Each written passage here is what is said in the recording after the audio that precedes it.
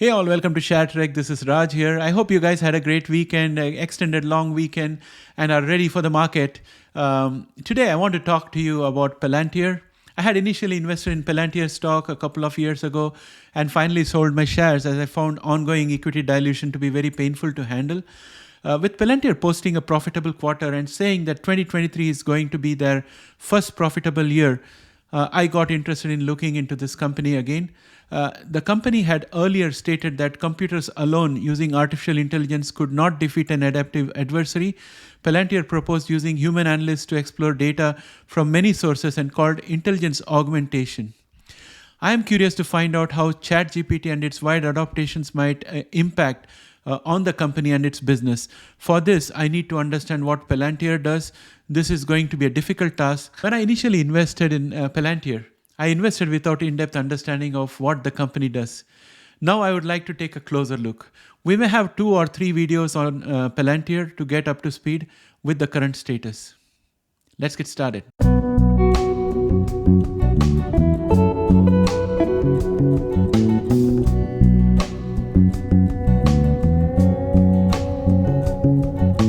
Welcome back, friends. Let's begin with discussing GhostNet, which was a cyber espionage network based in China. It's known to have targeted approximately 1,295 computers across 103 countries. The network's targets included the Dalai Lama's office, a NATO computer, and multiple national embassies. Palantir software was instrumental in uncovering GhostNet.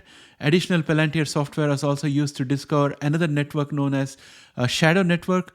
The network was also based in China and focused on hacking Indian security and defense systems. Palantir's clientele mostly consisted of governments, but in recent times, it has also been expanding its customer base to include corporate clients in domains of finance, healthcare, and retail industries. As of the end of 2022, Palantir had 119 corporate clients, and this segment was contributing significantly to its revenue growth, and that's what gets me extra interested in Palantir. For example, MCI One Health has signed a 3-year commercial agreement with Palantir that leverages artificial intelligence to enhance patient outcomes and improve healthcare systems worldwide. Palantir's backend system is instrumental in enabling MCI's clinical intelligence service to identify and use real-world insights to develop stronger partnership. And Palantir has previously worked with leading healthcare organizations, notably the UK's National Health Service, and this new contract now builds on its extensive experience in the health sector.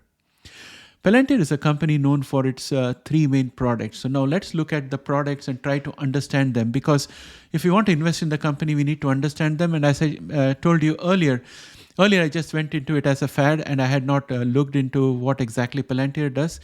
So that's what I set out to answer for the first time for myself.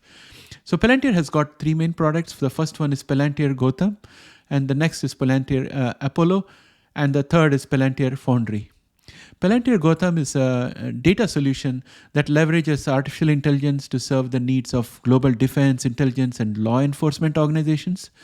It enables users to integrate, manage, and secure and analyze near real-time data.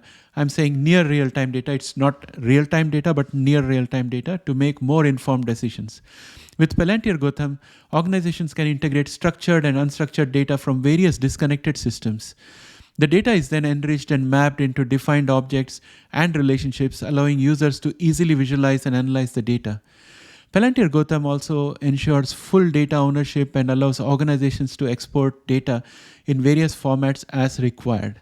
So when I read this kind of a description of Gotham, it brings to mind the image of a detective in CSI or something who sits with a bulletin board in front of him in which he has got various pictures and he has drawn lines connecting various events and pictures and people. It's a mental map like that which comes to my mind. So the ability to take data from various sources and put them into a system where they can be related to each other and manipulated seems like a very superior functionality, and it can be put to many uses. Next, let's look at Palantir Apollo. On the other hand, Apollo is a platform for building and deploying data-driven application. It helps organizations manage the entire software development lifecycle from initial development to deployment and ongoing maintenance. It includes features such as automated testing, continuous integration, and deployment, and supports a wide range of data sources and formats. Finally, Palantir Foundry is a platform that provides tools and services for data integration, data management, and data analysis. It's designed to help organizations of all sizes manage their data more efficiently and supports both structured and unstructured data. Palantir Foundry also includes features such as machine learning and natural language processing to help users gain insights from their data more easily. And Palantir Foundry is one place where I am having a little bit of concerns, and I'll mention that as I go forward in this particular video. Let's take a closer look at Palantir Foundry in more details. Palantir Foundry is an enterprise data management platform that provides comprehensive tools for working with big data. It is designed for modern enterprises and is highly available and continuously keeps on getting updates to keep it up to date. As a fully managed software as a solutions platform, Palantir Foundry offers a range of services from cloud hosting and data integration to flexible analytics, visualization, model building, operational decision making, and decision capture. It empowers both technical and non-technical users to make data-driven operational decisions. Palantir Foundry includes tools to integrate data of any scale, format, or structure, and also offers granular, flexible access controls for individual datasets. Additionally, it has an open modular architecture and multiple REST-full APIs, native applications for developing machine learning and artificial intelligence, sophisticated data science applications for users of all technical abilities, and more. To summarize, Palantir primarily serves government clients and has a growing number of corporate clients, which results in a constantly improving healthy revenue mix. As you can see, with the current entry into profitability, Palantir becomes an opportunity that cannot be ignored. And that's why I'm taking a fresh interest in Palantir. Now let us look at some of the financial ratios and stats to compare Palantir with most comparable peers and see whether it is fairly valued. But before we go there, I want to make one point. I'm a little bit concerned about the prospects for Foundry because, as we saw in the NVIDIA video that we did a couple of days ago, there is going to be a crunch for GPU units and GPU servers. And if Palantir is having language learning and those kind of applications in Foundry, then they are going to have a little bit of challenge in terms of their pricing for their customers. Because if the infrastructure costs are going to go up, they need to pass the price to their customers. And then that can have an impact on their ability to convert sales and their profitability and their margins. So that's my concern, and I'm going to investigate that separately. First of all, I have to find out if Palantir uses NVIDIA GPUs or NVIDIA graphics servers and those kind of components, and then this particular concern might be valid. So I'm going to reserve that for later. Now let's go and have a look at the stats. Well, friends, here is my spreadsheet. What I have done is I have taken Palantir and compared it to two companies that I think are comparable with Palantir in terms of their nature of work and their composition. I have got CrowdStrike and C3 AI, and I have taken all this data from Yahoo Finance. And as you can see here, I'm looking at the forward PE. Palantir has a lower forward PE than CrowdStrike. And there is a reason for that, but that could change very soon. And if we look at the price to sales, I think Palantir is almost similar to C3 AI, whereas CrowdStrike seems to be much higher. And when you look at price to book, Palantir seems to be less, it's very attractive as compared to CrowdStrike. And if you look at the next 5 years growth, it is 69.49% for Palantir, whereas it's 58.90% for CrowdStrike. And that could potentially explain the forward PE at this point of time. And possibly next year onwards, Palantir would be valued much higher, assuming CrowdStrike says the status quo.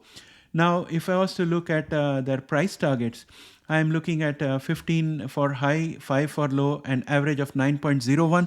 So Palantir is not way off from the average. So I'm comfortable with the valuation at this point of time. And when I look at the pricing of CrowdStrike, the CrowdStrike is very close towards the lower end of the price estimate. So it seems to be underpriced when you look at the price targets. But when I look at the valuations, I think it's overvalued as compared to Palantir. And then if you look at C3 AI, it has got a high price target of 30, a low of 11, and an average of 15.44. And whereas it seems to be priced quite high, it's very close to its high and it's way above the average. So C3 AI also seems to be priced high. So I think overall in balance, I do not think that Palantir is overvalued at this point of time. But it's all based on sentiments, and I'm going to talk about sentiments at the end of the video, which talks about the challenges of valuing a company. Next, let us look at the price chart for Palantir. And as you can see here in this chart, Palantir has been falling all the way since 16th of September 2021. And friends, this is a story for most of the shares in our portfolio and also in NASDAQ and in most indexes for that matter. But the fall has been arrested somewhere around 6th of September 2022, and then it consolidated, fell a little bit, and now it has picked up. And if I was to zoom out, I can see a bull channel out here. I'm just going to extend this further. So there is an area of concern for me, that is this gap up which needs to be filled up. And there was a gap down also out here. So there is going to be a drop in the price for Palantir according to technicals. And then it's likely to bounce off from this bull channel. And as you can see out here, the MACD is bullish, but the momentum has dropped sharply and it's pointing downwards. It needs to improve. This is where sentiments and valuation comes in, and I'm going to share my view on sentiments and valuations towards the end of the video. But at this point of time, I think we'll have to wait and watch what happens on Tuesday morning. That is today morning, and we'll see how the market proceeds, because everything depends on sentiments. The value of everything is based on sentiments. And that's what drives Palantir. But one thing I'm sure is that sentiments have changed in favor for Palantir. And at this stage, I would like to give you an example of Tesla. There was a time recently when Elon Musk took over Twitter, and Tesla's stock price fell sharply for a period of time. And at that point of time, they were still manufacturing cars. They were still doing their R&D. There was nothing changed other than the CEO's attention on Twitter. But the sentiments changed, and therefore the valuation changed, because on top of fundamentals, we have valuations which are coming through sentiments, and that sentiment is what gives the premium. So there seems to be a shift of the sentiment in favor of Palantir at this point of time, and I hope that stays. And we'll see what happens on Tuesday morning. Well, friends, so that's all from me for now. As you know, I had neglected my portfolio for a while, and now I'm rediscovering my portfolio. I'm trying to catch up very quickly. That's why you're seeing non-genomic topics out here. I have not taken my focus of genomics. We are going to come back with something more on DNA, that is Ginkgo Bioworks, in the next video. So at this point of time, I would like to end the Palantir video by saying that Palantir seems promising. It doesn't seem to be overvalued to me at this point of time. Its profitable quarter is very encouraging, and analysts' expectations of their 5-year growth is absolutely encouraging. The only concern I have now is whether the GPU chip issue is going to be an issue for Palantir. And the second thing is, with this given economic scenario, is Palantir going to be able to increase its sales to governments and corporates?